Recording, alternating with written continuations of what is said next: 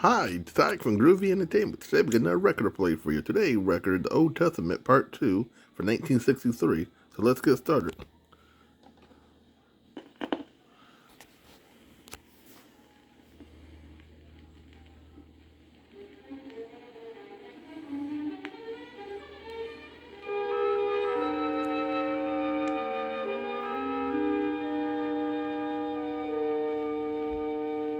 At that time, a very wise judge named Samuel governed the nation of Israel, but the people wanted a king, such as the neighboring countries had. So Samuel called together all the tribes, and in the presence of them all, he anointed Saul's head with oil, saying, "You are the one whom God has chosen to reign over Israel." Sometime after that, Nahash, the leader of the Ammonites, besieged the town of Jabesh in Gilead. The inhabitants were terrified, and they made the following proposition.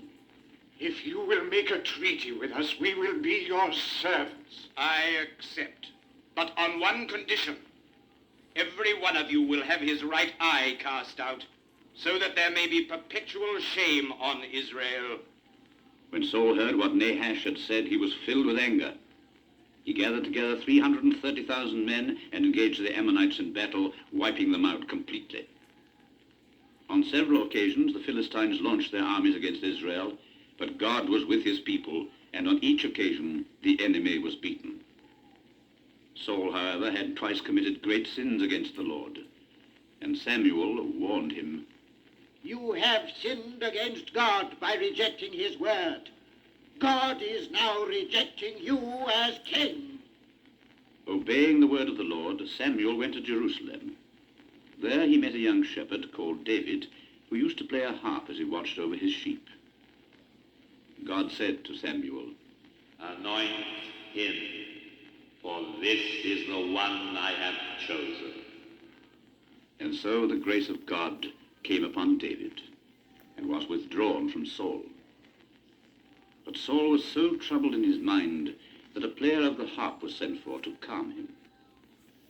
David came, and his music soothed Saul, who found friendship with him and made him his armor-bearer. Sometime afterwards, the Philistines reassembled their armies between Shokoch and Azekah.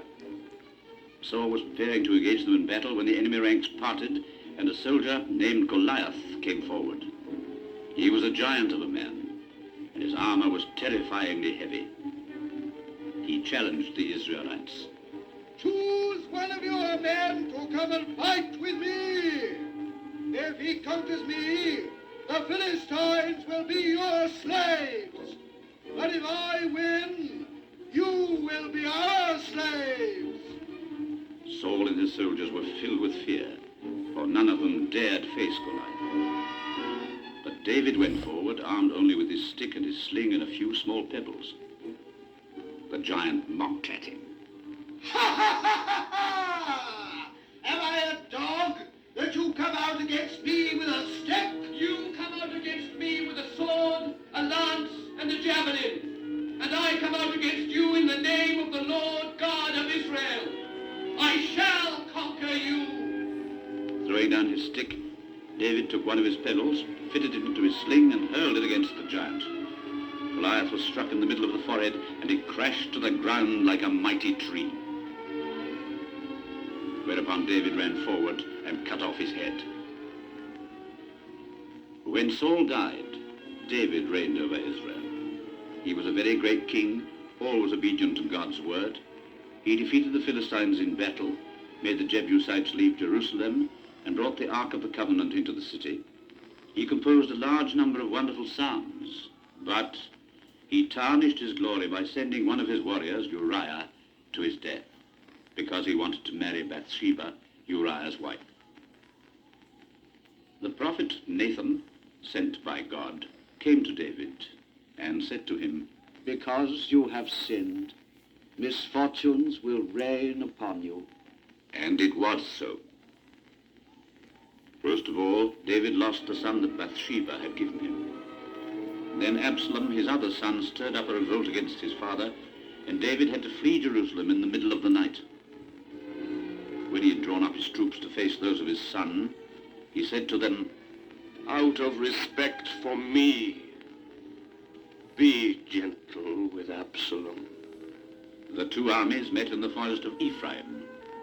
David's army defeated Absalom's, and more than 20,000 men met their deaths. Absalom fled, mounted on a mule, and as he was passing through a very thick part of the forest, his long hair caught in the branches of an oak tree, and he hung there in between heaven and earth. A soldier saw him, and he took the news back to Joab, one of David's captains. Joab said immediately, Why didn't you kill him? I would gladly have given you 10 shekels of silver and a girdle. Even if I were to receive 1,000 shekels of silver, I would not touch the king's son.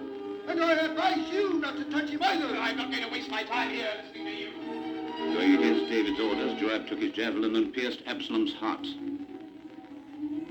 When David learnt of the death of his son, he was stricken with grief. He covered his face and cried out, Oh, my son Absalom! My son Absalom! Would God I had died for thee! Oh, Absalom, my son, my son. Later, feeling that his end was near, David summoned his son Solomon and said to him, I shall die very soon. Be strong. Obey God faithfully, observing his word and his commandments, such as they are written in the law of Moses. Having thus spoken, David slept with his fathers and was buried in the city he had created, the city of David.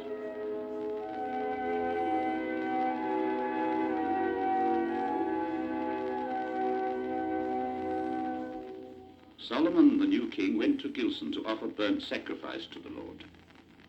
One night, while he was sleeping, God appeared to him and said, Ask whatever you may desire, and I will give it to you.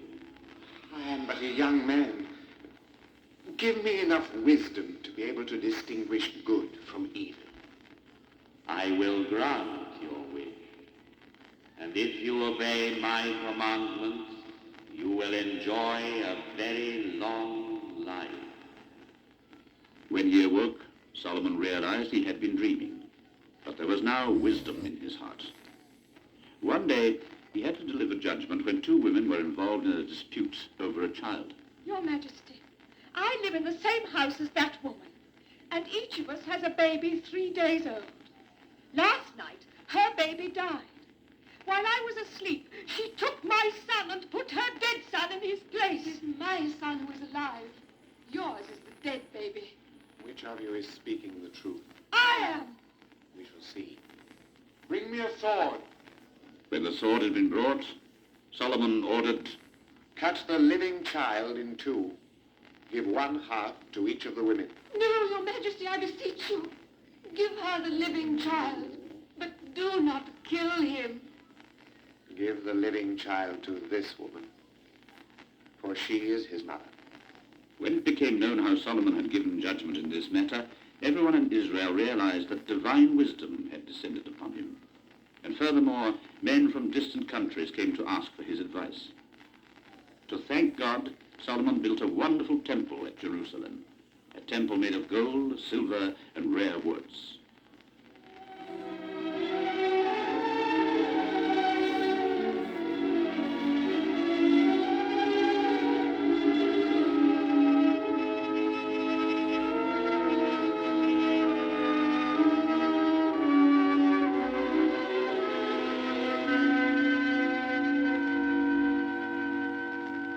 When he died, the people said to Rehoboam, his son, Your father made our yoke a heavy one to bear. Lighten it, and we will serve you. But Rehoboam consulted the elders and asked them, What do you advise me to reply? If you are just to your people, and if you speak to them with goodness in your heart, they will always serve you. Ignoring the advice of the elders, Rehoboam turned for advice to the young men who had grown up with him. What must I reply to the people who come to me and say, lighten the yoke that your father imposed on us? You must reply, I will make your burden an even heavier one to bear. And Rehoboam said to the Israelites, My father chastised you with whips, but I will chastise you with scorpions. Some of the tribes then revolted and went to Shechem, where they took for their king Jeroboam, who had been one of Solomon's captains. Rehoboam reigned over only the few tribes who lived in the towns in Judah, and from that time onwards, Palestine was divided into two kingdoms, the kingdom of Israel and the kingdom of Judah. To prevent his people from returning to the house of David, Jeroboam had two altars constructed at Bethel and at Dan, where he placed idols in the form of golden calves, which the Israelites worshipped. One day, while Jeroboam was preparing to offer a sacrifice, a man of God came up to him and said, The altar will split, and the coals that are on it will be scattered. Jeroboam was exceedingly angry, and pointing at the man, he shouted, Save him! But Jeroboam's hand dried up and his arms stiffened. Then the altar split, scattering the coals just as the man of God had foretold. Jeroboam and his successors continued to do things which displeased God. And Ahab, the king of the Israelites, scorning the God of his fathers, built a temple to the god Baal, whom he began to worship. A prophet called Elijah, prompted by the Almighty, said to Ahab, You have offended the Lord. Just as it is true that the God of Israel is a living God, so is it true that there will be no dew or rain in this land, save at my command. The drought lasted 3 years, bringing great famine with it. Then God said to Elijah, Go and present yourself to King Ahab, and I will cause rain to fall upon the earth. When Ahab saw Elijah, he cried out, Are you the one that has caused all the trouble in Israel? You abandoned God to worship Baal. Assemble all the people of Israel around me on Mount Carmel. Bring also the 50 prophets of Baal, as well as the 400 prophets of Astarte. When all were assembled, Elijah addressed them as follows. How long will you halt between two opinions? If the Lord is your God, follow him. If Baal is your God, follow him. At Elijah's command, 2 bulls were sacrificed and placed on 2 piles of wood. And then Elijah said, Call upon your God to light your altar. I will call upon the God of my fathers. The God who sends fire will be the true God.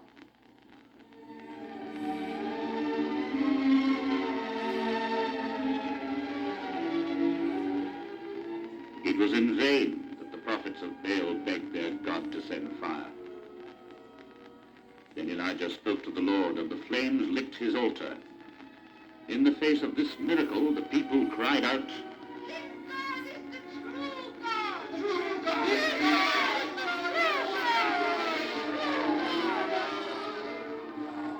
Then Elijah announced that rain would fall. Clouds darkened the horizon, and the rain soaked into the parched earth. But Jezebel, the wife of King Ahab, tried to have Elijah murdered. So the prophet had to hide in the desert, and he stayed there for 40 days. Later, while he was journeying with his friend Elisha, a chariot of fire drawn by 2 flaming horses separated them from each other. And Elijah was taken up by a whirlwind into heaven.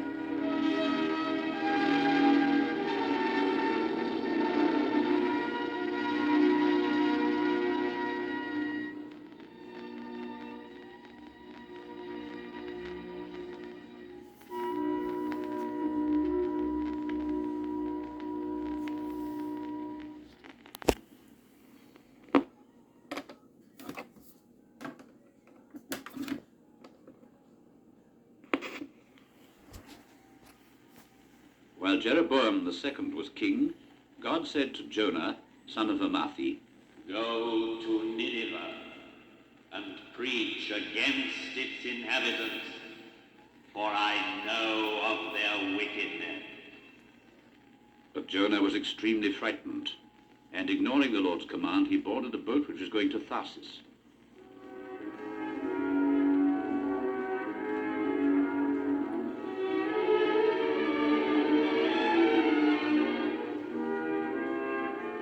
Shortly afterwards, a violent storm broke out, threatening to swamp the vessel, and the sailors begged their God to help them.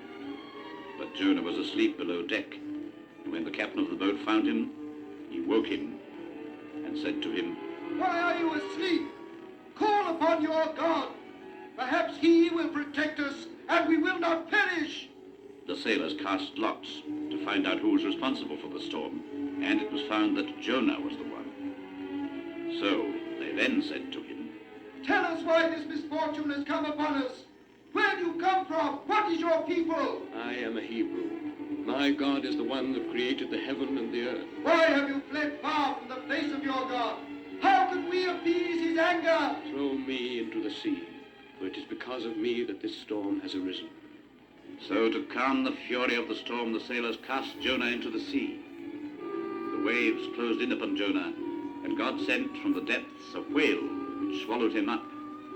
For 3 days and 3 nights he stayed in the monster's belly. But as he had repented of his sins, God caused the whale to cast him onto a beach.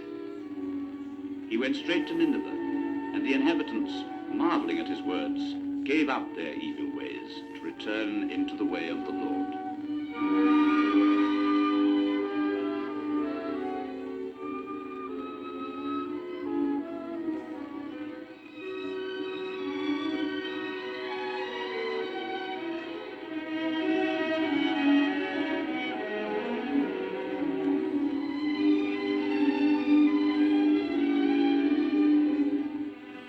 For many years, the kings of Judah and of Israel were unfaithful to God.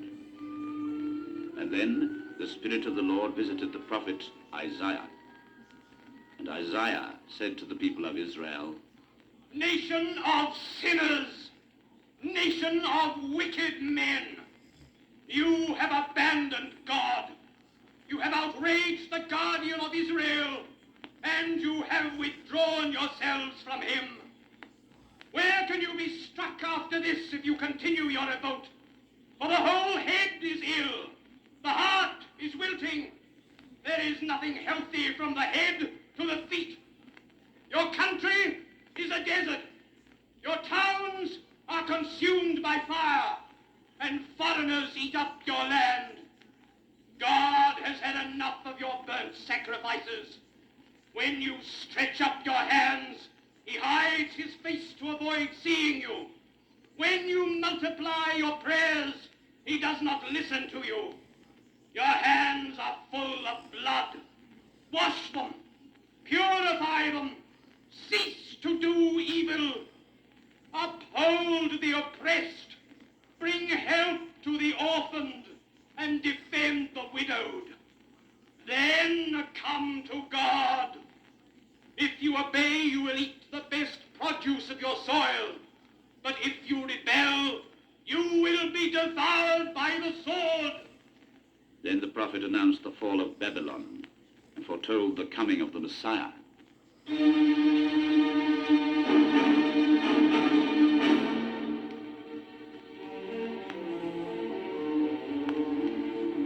Listen, house of David. A virgin will give birth to a son, a man of sorrows and made to suffer pain. He will be scorned by everyone. He will bear the weight of our sins. He will be pierced because of them. And by his wounds we shall be healed. He will be tortured and he will be humiliated. He will be struck, and he will not complain. It will please God to break him with suffering, and he will offer his life as a sacrifice for sin. Because he will have given his body unto death, because he will have been numbered amongst criminals, and because he will have borne the sins of many men, he will intercede to God on behalf of sinners.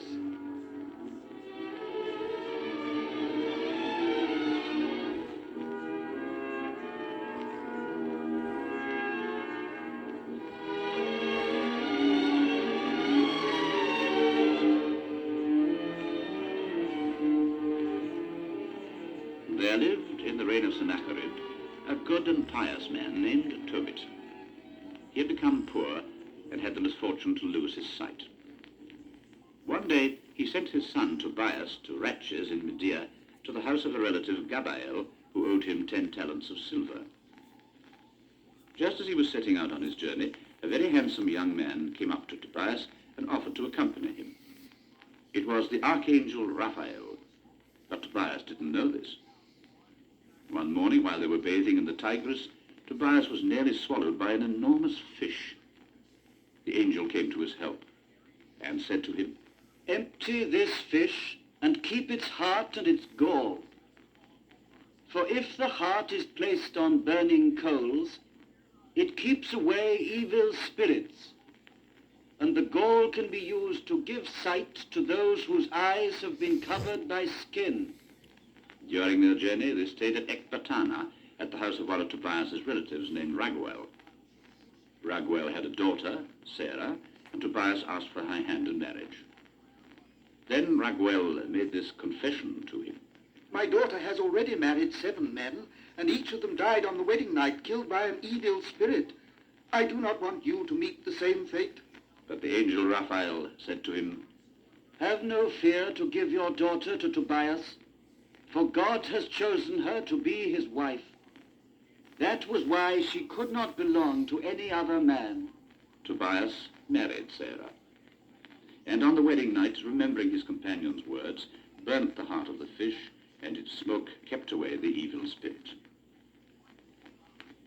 Some time after his wedding, Tobias came back to his parents' home, accompanied by his wife and the angel Raphael. Then, taking the gall of the fish, he placed it on the eyes of his father, who immediately recovered his sight. While Tobit was giving thanks to God, the angel said to him, "I am the angel Raphael.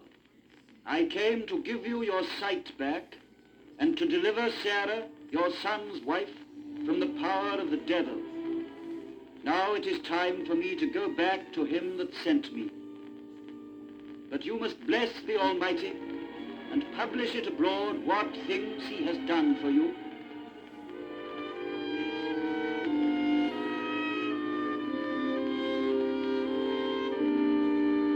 A century after the time of Isaiah's prophecies, the armies of Nebuchadnezzar, king of Nineveh, besieged Jerusalem and laid it waste. The temple of God was pillaged, and most of the inhabitants were taken off in captivity to Babylon, amongst them 4 fine, intelligent young men, Daniel, Hananiah, Mishael, and Azariah. One day, the king was told that Daniel's 3 companions refused to worship the golden statue that had been raised to the god of the Chaldeans. The king was very angry at this news and said, "Bind them and throw them into the furnace." The furnace was heated to 7 times its normal heat, and the 3 young men were thrown in. But no harm befell them, though the men who had cast them in died from the heat. An angel of the Lord had come down to protect Daniel's companions. Nebuchadnezzar was amazed at what he had seen, and said, "Didn't we throw 3 heavily bound men into the flames?" Yes. I see 4 men who are not bound and who are walking amongst the flames without receiving any hurt. The 4th one has the look of a son of the gods. Take them out of the fire. Let all who speak evil of their God be torn to pieces and their houses destroyed. Sometime after that, Belshazzar, Nebuchadnezzar's son, gave a great feast to which he invited 1,000 princes. The wine went to his head. He commanded that the sacred goblets plundered from the temple at Jerusalem should be distributed amongst his guests so that they might drink from them. Suddenly, when they were all glorying in their impious action, Belshazzar saw a hand drawing mysterious signs on the wall. The king was frightened and said, "Whoever reads this writing will receive a gold chain and will be ruler over 1/3 of my kingdom."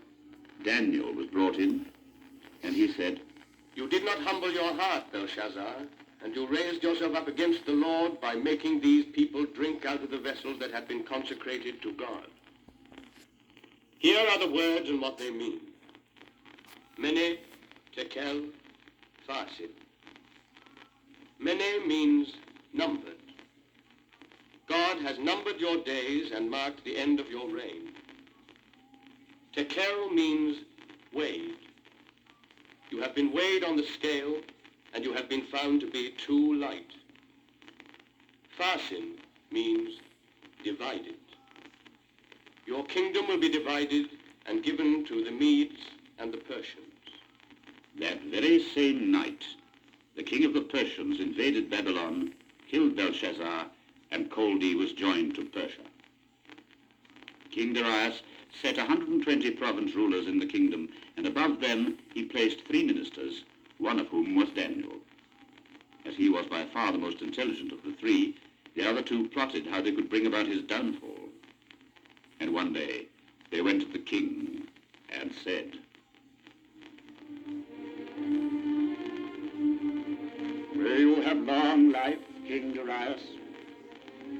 Your princes and ministers, O king, have made a decree saying that anyone who, during a period of 30 days, addresses prayers to any god or any man save to yourself, will be thrown into the lion's den. In spite of the decree, Daniel knelt down 3 times a day to pray to God, as had always been his custom. Although it went against his heart to do so, the king ordered Daniel to be thrown into the lion's den. Then he shut himself in his palace.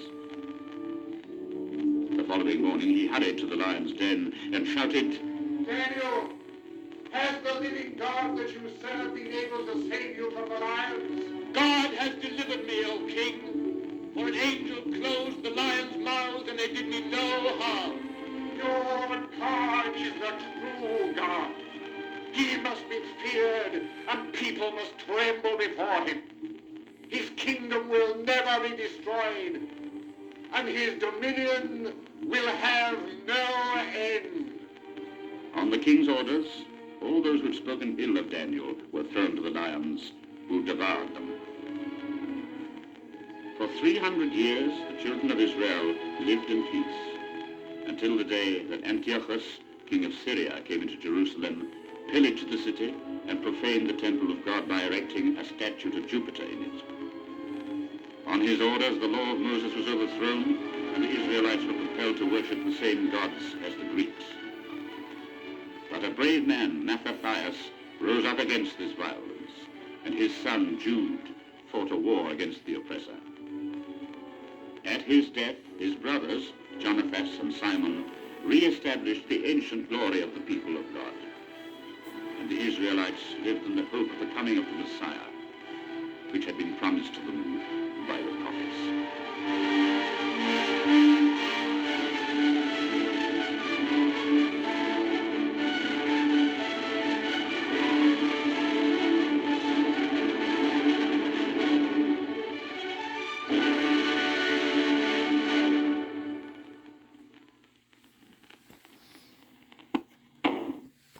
So, that was the Old Testament Part 2 for 1963. So if you like, subscribe, share, and comment, and have a groovy day with another video coming out real soon.